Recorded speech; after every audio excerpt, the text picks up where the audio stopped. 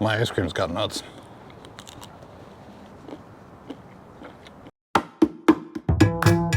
Hey there folks, welcome to my channel. My name's Ian.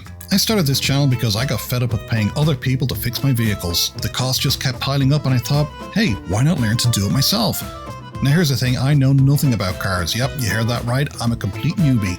But I'm willing to learn and I want to take you all along for the ride as I figure this out. I want to be upfront, this is not a tutorial channel, it's more like a journey where I share my experiences, my mistakes, and hopefully my successes as I learn how to fix things. So if you're tired of those expensive repair bills and want to learn with me, hit that subscribe button and join the adventure. So let's get our hands dirty and figure out how to keep our vehicles running without breaking the bank. This is DemonView Drives.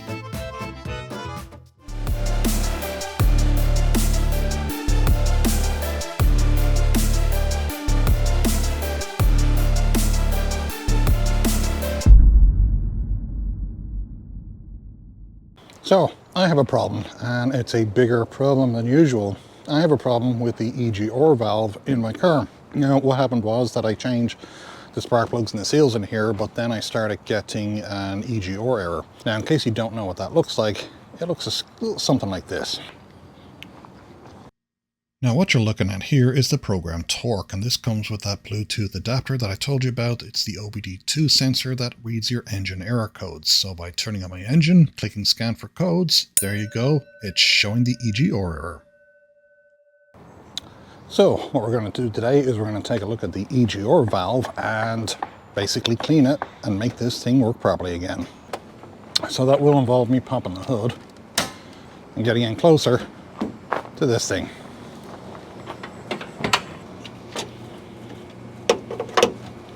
Now, in case you don't know what your EGR valve looks like, here's what it looks like on the 99 Isuzu Rodeo. And this fella right here is the EGR valve.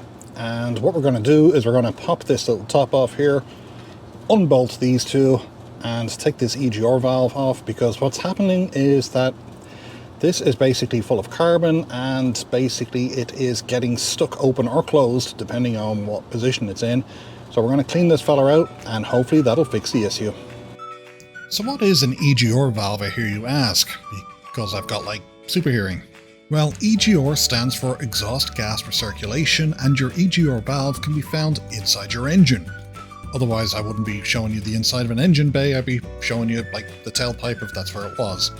So what it does, it reduces the nitrogen oxide emissions, which are basically harmful pollutants produced during the combustion process. You see, engines need fuel and oxygen to produce these small, well-timed explosions to make your car go. As a result, exhaust is produced out the tailpipe, and, well, the EGR valve takes part of that exhaust and feeds it back into your engine. Why? Well, it's simple.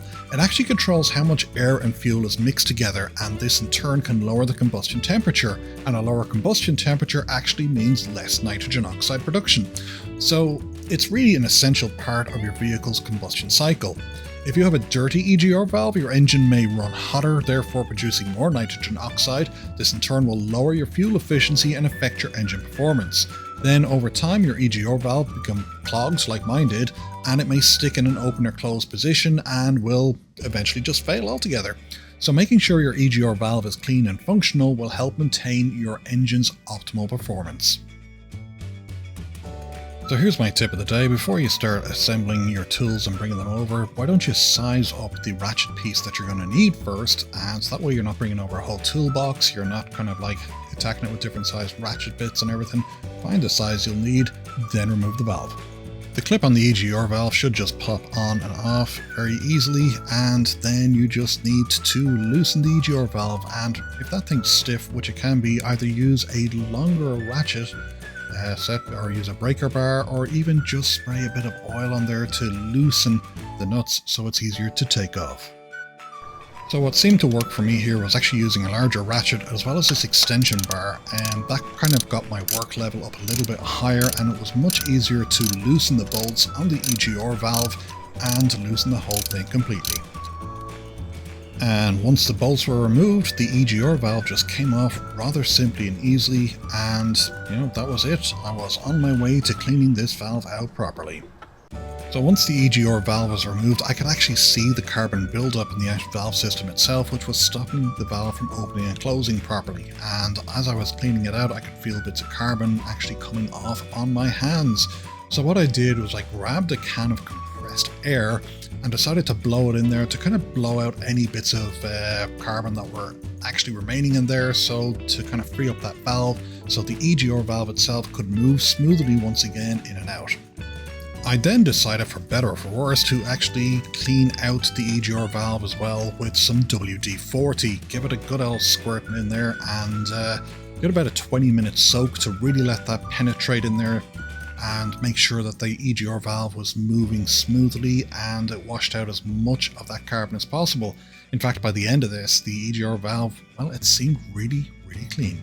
And after letting it soak for about 20 minutes, the only thing left to do was to reattach that EGR valve and see how things worked. And with that, the EGR valve has been fixed, it's been cleaned. I've actually taken this out on the road and noticed an immediate improvement in the gas mileage. It actually looks like I've gained about 50 miles per tank. I mean, that's the type of difference the EGR valve has made in this vehicle. So cleaning it out, yeah, absolutely recommended. I could have replaced the whole thing, but I decided to clean it out for now and save myself about 34 bucks on a new one. Yeah, maybe I'll replace it at some stage, but that'll be in another video. So I appreciate you watching, and hey, I'll see you next time. Cheerio.